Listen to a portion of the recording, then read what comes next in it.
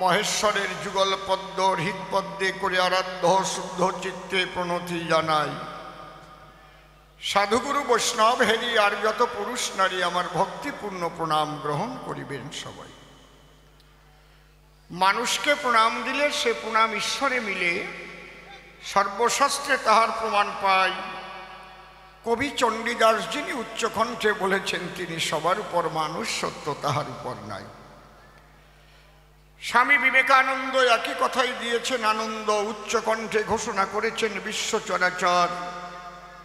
বহুরূপে সম্মুখে তোমার ছাড়ি কোথা খুঁজিছ ঈশ্বর, জীবে প্রেম করে যেই জন সেই জন সেবিছে ঈশ্বর। তাই মানুষের চরণ লক্ষ্য করে প্রণাম করি বারে বারে। মানুষ যদি কৃপা করে, কৃপা করবেন আমার দেব মহেশ্বর। বন্দনার ভাব করে শেষ বক্তব্য করিব পেশ। সুন্দর একটা পরিবেশ আমি করি দর্শন। সুন্দর হয়েছে সভা, সভাখানা মনোলোভা, বসেছেন যেন দেবী দেবা। বারে বারে করি সবার চরণবন্দন। প্রণামিয়া ভক্তবৃন্দের পায়, এবার যাচ্ছি শিবের ভূমিকায়। আমি হব পাগলা পঞ্চানন, আমি চরণ ধরে করি মানা, কেউ আন কথা বলিবেন না। আন কথা কর্ণে এলে ঘটে অঘটন। আমি ভোলাকে ডাক দিলাম কিসের তরে? একজন যে গাড়ির ওই সামনে যে বাম্পার তার উপরে আরে কায়দা করে রয়েছে।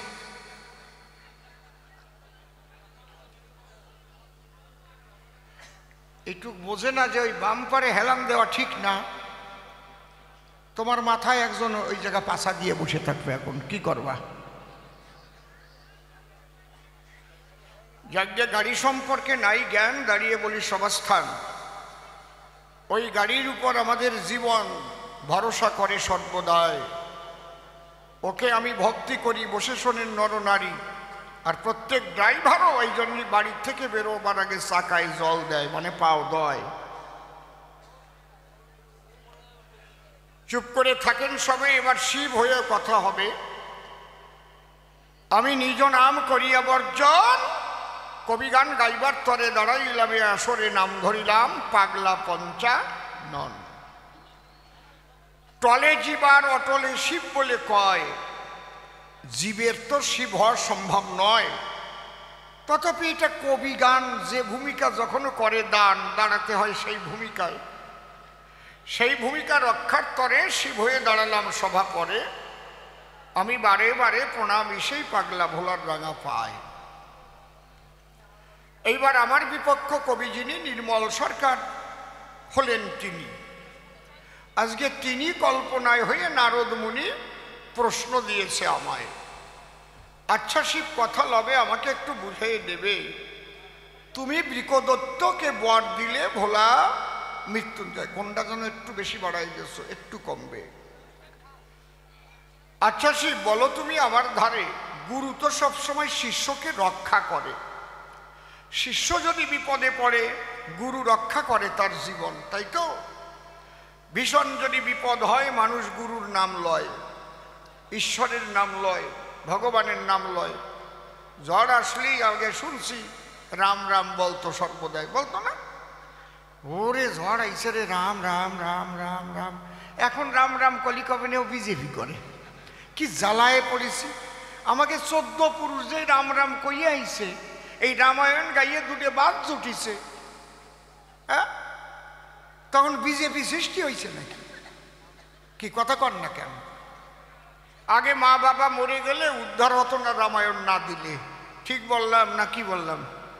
সত্যি কথা কও রে, কিছু যদি নাও পারিস এক ফলা রামায়ণ গান দিয়ে রে।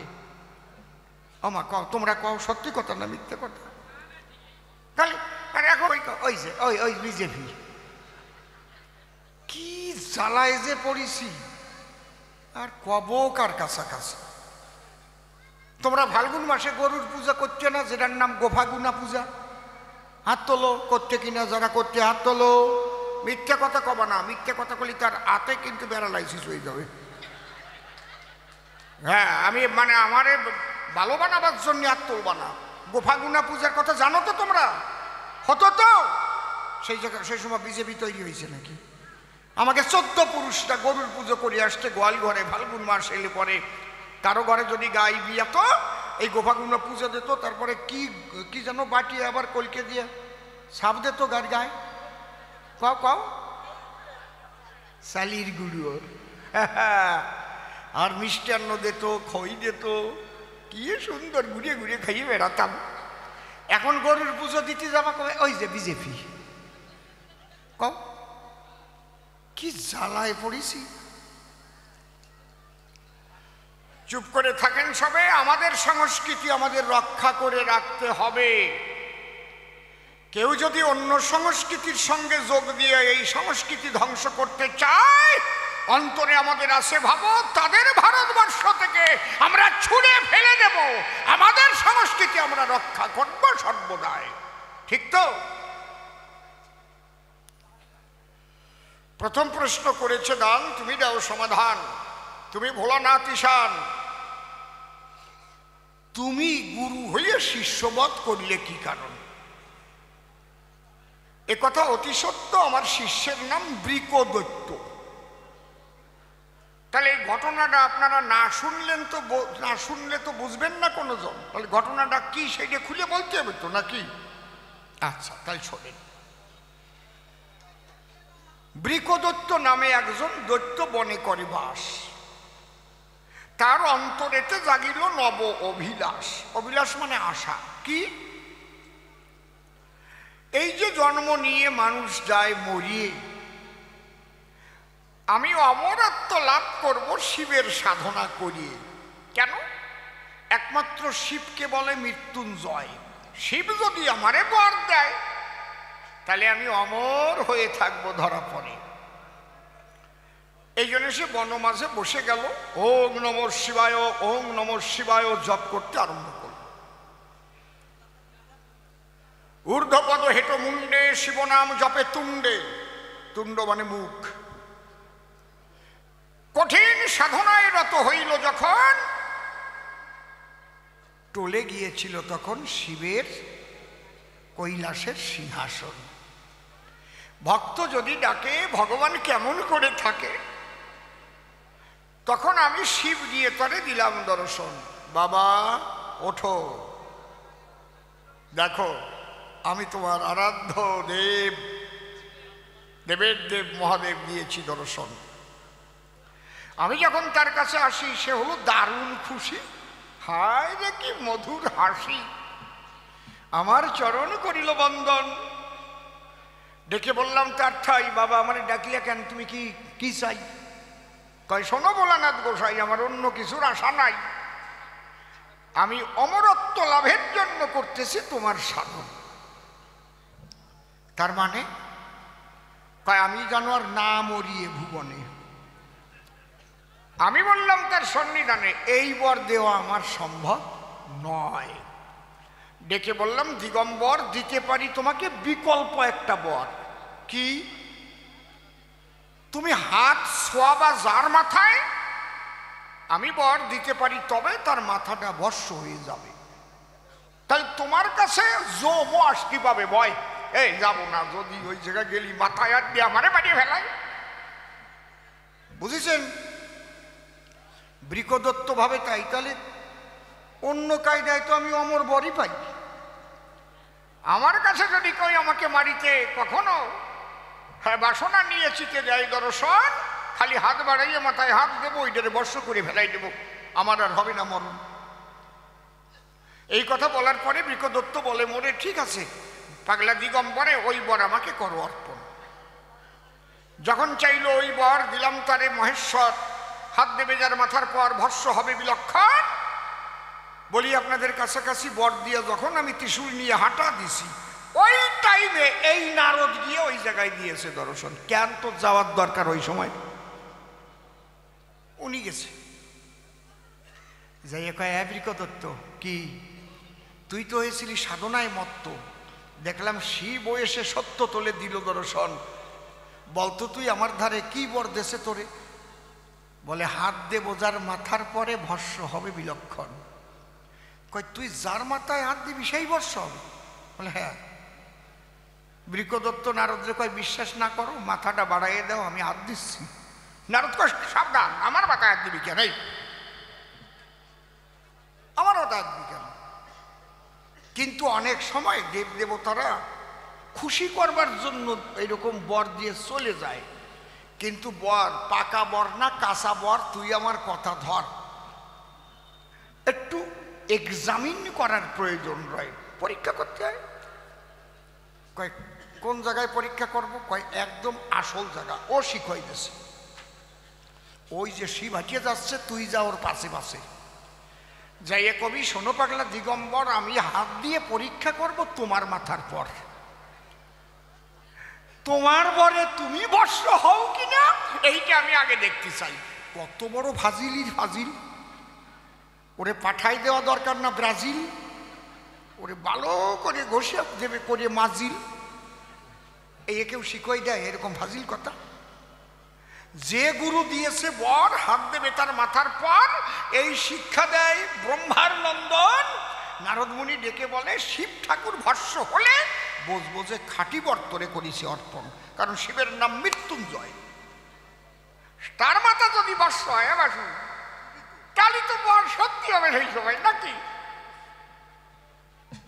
এই কথা যেই কহিল, ওর মন তো উদ্বুদ্ধ হয়ে উঠল। আমার পিছনে এসে ডাক দিল, দাঁড়াও শিব ঠাকুর দাঁড়াও, এক পাও বুঝি বাড়াও। আমি কেমন তোরে বর দিছি, আবার আমার দাঁড়াতে কষকেন? কয় না, জানো না স্বর্ণকারের কাছে সোনা নিলে ওইটা কষ্টি পাথরে ঘষিয়ে দেখে খাঁটি না আসল মেলে।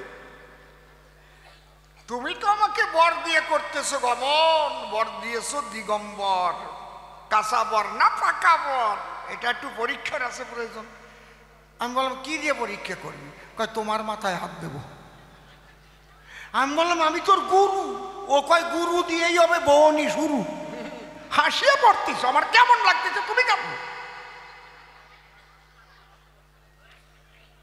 অন্তরে দেখেন ভেবে, যারে বর দিছি সে আমার মাথায় হাত দিয়ে আমার এখন বর্ষ করে দেবে। আমি বললাম এ কাজ করতে যাস না বাবা, যে তোরে এত বড় বর দেয় কেন হাত দিবি তার মাথায়? কোনো একটা পশু পাখির মাথায় হাত দে, দেখবি ভস্য হবে সুনিশ্চয়। এবার নারদরে মন্তব্য দিছে, একমাত্র গিয়ে শিবের কাছে মাথায় হাত দিয়ে পরীক্ষা করার দরকার আছে, তাই নাহলে উনি আবার পাগলা মানুষ তো, ওনার নাম পাগলা বলা, মন খোলা, কাঁদে আছে ভিক্ষার ঝোলা, মুখে কেবল হরি বলা, তারপরে গাঁজা মদ খাইয়ে ঘুরে বেড়ায় ছাতা। ঠিক নেবে ঠিক দেখ, হাত দিয়ে দেখ ওর মাথায়। ওরে কোরামিন ইঞ্জেকশন দিয়ে সতেজ করে তুলিছে। ওখানে না আমি তোমার মাথায় হাত দেবো। এখন আমার দিকটা আসতেছে, মাথায় হাত দেবে। এইবার খুলে বলি সভাতট, আমার হয়েছে উভয় সংকট। মস্তকে হস্ত দিলে যদি আমি ভস্য হয়ে যাই, তাহলে মৃত্যুঞ্জয় নামধারী আমি হলাম ত্রিপুরারি, সেই নাম আমার থাকে না রে ভাই। থাকে যার নাম মৃত্যুঞ্জয়, মৃত্যুকে করেছে জয়, তার মাথা যদি ভস্য হয় তাহলে ওই নাম মিথ্যে হয়ে যায়। আর যদি মাথা ভস্য না হয় তাহলে মুখের কথা বর মিথ্যে হয়। একে কি বলা হয়? উভয় সংকট। উভয় সংকট, বুঝেছেন? আমা বুঝতেছ তো? আর একটু বাঙাই কই। মনে করো বাংলাদেশের থেকে একটা ছেলে আসলো, এই দেশে পড়াশুনো করবে, যুবক ছেলে, 9-এ ভর্তি হলো, তোমার বাড়ি থাকলো, 9-10 পাস করলো, হায়ার সেকেন্ডারি পাস করলো, তারপরে কলেজে ভর্তি হয়ে বিয়েতে পড়তে লাগলো। তাই তোমার একটা মাইয়া ছিল,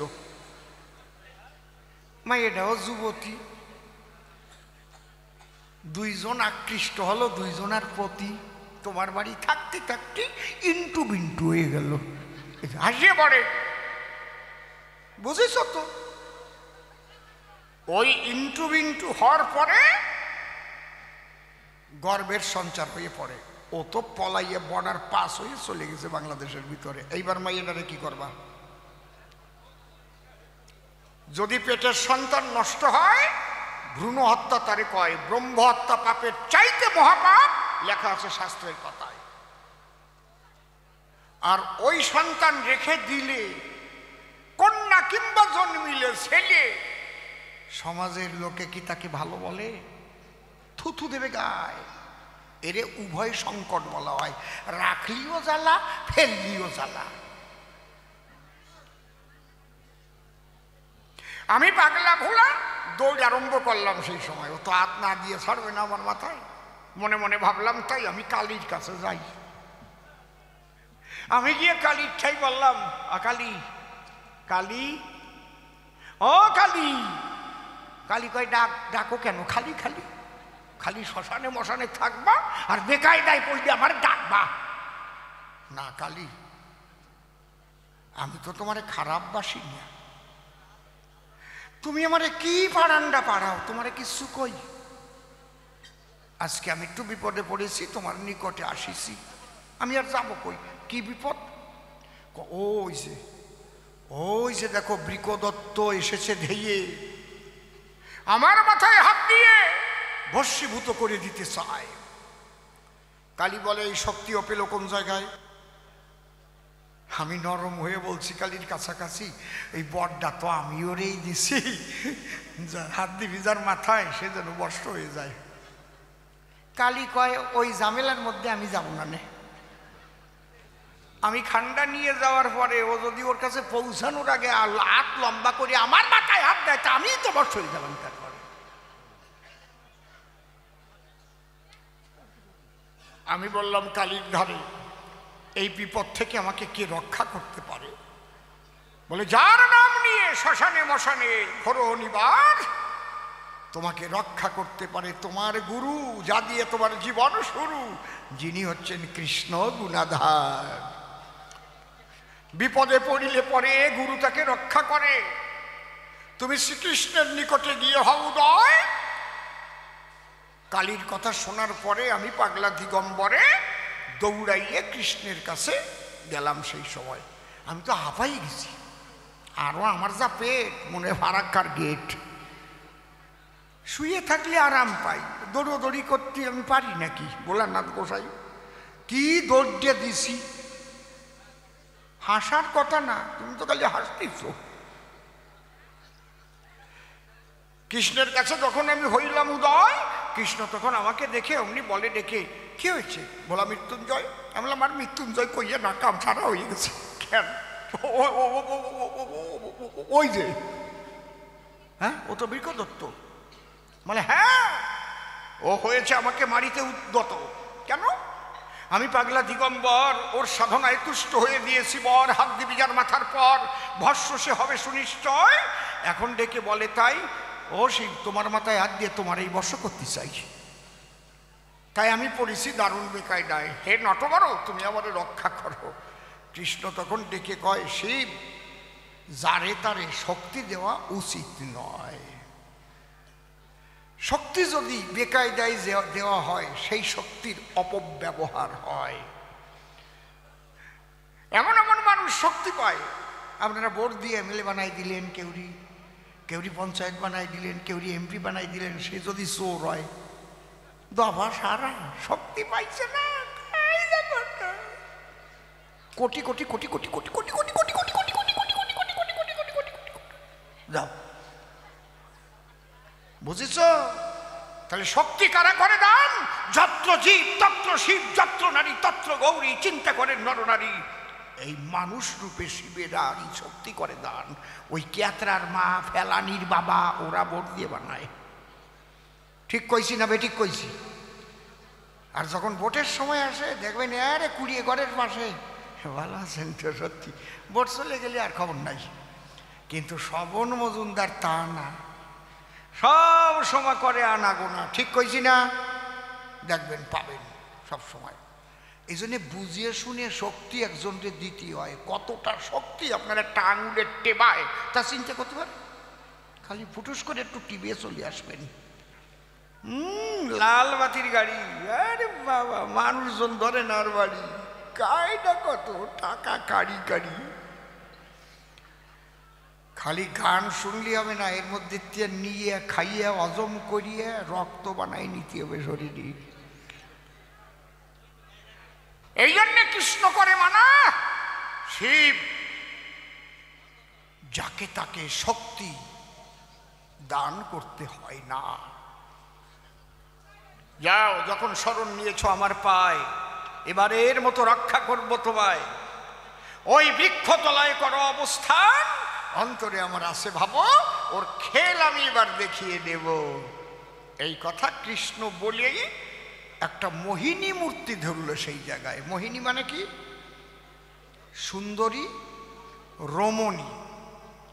যে রমণীকে দর্শন করলে পরে যে কেউ মোহিত হতে পারে। নারী হলেই কিন্তু মোহিনী হয় না। কি নারী হলেই কি মোহিনী হয়নি? কড়ার পাশার মতো কালা, এক চোখ টেরা, চুল চেরা, খরব পাইয়া, মোহিনী হয় নাই কোনোদিন। উনিও বুঝিছে। তাহলে মোহিনী কারে কয়?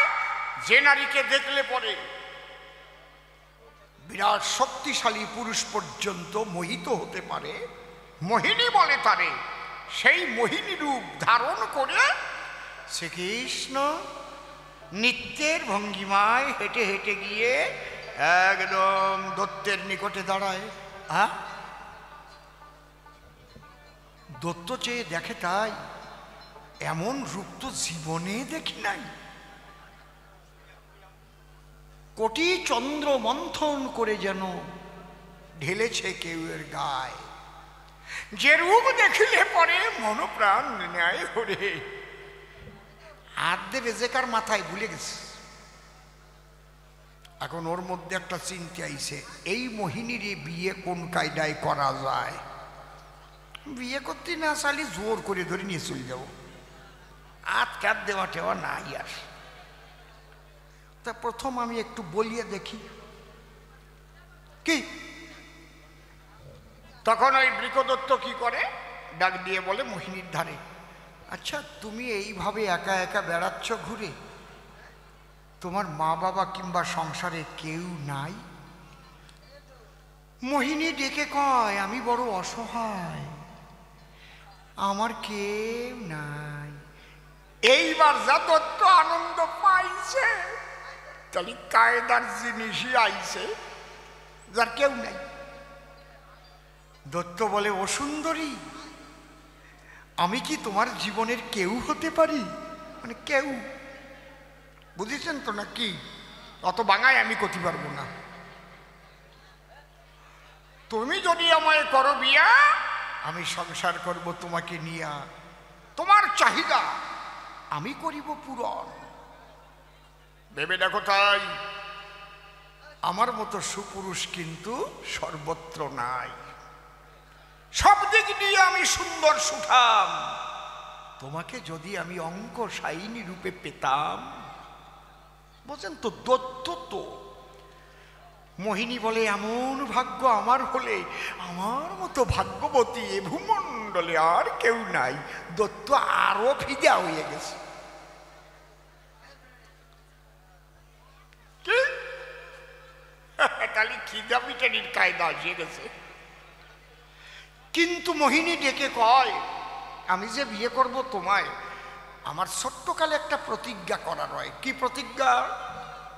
আমি প্রতিজ্ঞা করেছিলাম শিব ঠাকুরের কাছে আসতে, ঠিক আমার মতো যে নাচতে পারবে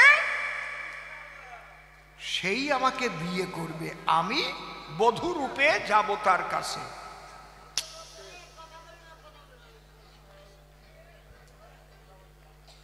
ভাবের বিপর্যয় ঘটাবেন না, মানুষ গান শুনতেছে তো।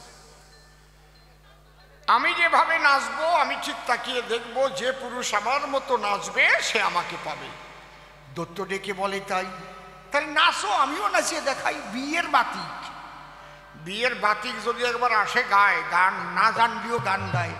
চল চামেলি তোরে লইয়া যাব কলকাতায়, চল চামেলি তোরে লইয়া যাব কলকাতায়, কি হবে না বলতো দেখি লোকেরই কথায়। আবার শীষ দেয়, দেখবেন বিয়ের বাতিক। আজকে দত্ত আমি নাচতে পারবো, নাচো। কৃষ্ণের নাম নটবর, নিজে নাচে জগতে নাচাই জনমভর। এইবার কৃষ্ণ নাচনা আরম্ভ করেছেন ওই মোহিনী রূপ ধরে। সোহাগে চাঁদ সোহাগে চাঁদ বদনি ধনি নাচো তো দেখি, সোহাগ চাঁদ বদনি ধনি ধরে নাও মা। সোহাগে চাঁদ বদনি ধনি নাচো তো দেখি, সোহাগ চাঁদ বদনি ধনি নাচো তো দেখি, ধনি নাচো তো দেখি, ধনি নাচো তো দেখি, ধনি নাচো তো দেখি। সোহাগ চাঁদ মনিটারে কোন বেশি, মনিটারে কোন বেশি। সোহাগ চাঁদ বদনি ধনি নাচো তো দেখি। বাহ! ধীরে ধীরে কৃষ্ণচন্দ্র নাচিতে লাগিল, যেমন নাচিতেছে আমার কৃষ্ণ নীল দল। সোহাগ চাঁদ বদনি ধনি নাচো তো দেখি, সোহাগ চাঁদ বদনি ধনি নাচো তো দেখি। নৃত্যের কতগুলো মুদ্রা আছে, আপনারা নাচনা দেখেছেন? এই মুদ্রাগুলো শিখতে হয় না? আমি তো আর শিখিনি, আমি পারি না। ওদের হাতের ভঙ্গিমাই আলাদা, একেবারে মনে হয় কি হাত ভাঙিয়ে সুরে আসতেছে, একদম নরম, কি সুন্দর লাগে না? আমার ছেলেটা ভালো পারে। এইবার ওই মোহিনী মূর্তি দেখেন কেমন কীর্তি। হ্যালো, নৃত্য যখন করছে, আর ওই যে যে দত্ত, ও নৃত্য দেখে দেখে নৃত্য করছে, ও তো তালও নাই, ও বেতালে ঘাই দিচ্ছে। ও তো সোহাগে চাঁদ দত্ত নাচতেছে বেতালে, ও তো তাল নাই। নাচিতে নাচিতে আমার কৃষ্ণ জগন্নাথ, যখন কৃষ্ণচন্দ্র মাজায় দিল হাত। সোহাগ চাঁদ বদনি ধনি নাচো তো দেখি, সোহাগ চাঁদ বদনি ধনি নাচো তো দেখি। দত্ত মাজায় হাত দিয়ে নাচতেছে, তা বেতালে। ধীরে ধীরে কৃষ্ণচন্দ্র কি কর্ম করিল, নিজের থুতনিতে হাত দিয়ে নাচিল। সোহাগ চাঁদ বদনি ধনি নাচো তো দেখি, সোহাগ চাঁদ বদনি ধনি নাচো তো দেখি। আস্তে আস্তে হাত উঠতেছে আর কি। কি কর্ম করিল আমার কৃষ্ণ জগন্নাথ, নাচিতে নাচিতে নিজের মাথায় দিল হাত। সোহাগ চাঁদ বদনি ধনি হরি বলো, হরি বলো। সোহাগ চাঁদ বদনি ধনি নাচো তো দেখি। তাই দেখিয়ে দত্ত নিজের মাথায় হাত দিল, সঙ্গে সঙ্গে দত্তের মাথা ভস্ম হয়ে গেল। সোহাগ চাঁদ হরি হরি বলো, হরি বলো। সোহাগ চাঁদ বদনি ধনি নাচো তো দেখি। সিসিং ভাগ দেখ কেমন লাগে। গুরুর কাছে শক্তি পাইয়া সেই গুরুকে যে ধ্বংস করতে চায়, আমার কাছে বলুন দেখি ভগবান তারে ক্ষমা করে নাকি? গুরু কৃষ্ণ অভেদাত্মা, এটা শাস্ত্রে পাতায়। ও নখণ্ড মণ্ডলাকারং ব্যাপ্তম যেন চরাচরম তৎপদম দর্শিতম যেন তস্মৈ শ্রী গুরবে নমো নমঃ। গুরু ব্রহ্মা গুরু বিষ্ণু গুরুদেব মহেশ্বর গুরুরেব পরম ব্রহ্ম তস্মৈ শ্রী গুরবে নমো নমঃ। গুরুর কাছে শক্তি পেল, সেই গুরুকে মারতে গেল। তাই গুরুর গুরু পরম গুরু প্রাণ গোবিন্দ এসে তাকে বধ করেছিল। আমি বধ করি নাই, আমি ঠাই নিয়েছিলাম আমার গুরুর ঠাই। গুরু আমাকে রক্ষা করো, আমি মারছি। আমি মারছি কি? কথা কর না কেন? শিব মারিছে? তাই শিব গিয়ে শিবের গুরুর কাছে আশ্রয় নিয়েছে, আর ও হচ্ছে গুরুর বিরুদ্ধে গুরু মারার জন্য আসছে। তা কোনটা বাঁচবে? কোনটা শিব বাঁচবে না ও বাঁচবে? কে বাঁচবে? আর এই পরামর্শ যেটা দেশে ওইটারে মারার দরকার। আগে দাঁড়িয়ে বলি সবার ঠাই, আমি শিষ্যবধ করি নাই, করি নাই, করি নাই। শিষ্য আমাকে মারতে চায়, আমি আশ্রয় নিয়েছি আমার গুরুর পায়। আমার গুরু স্বয়ং কানাই।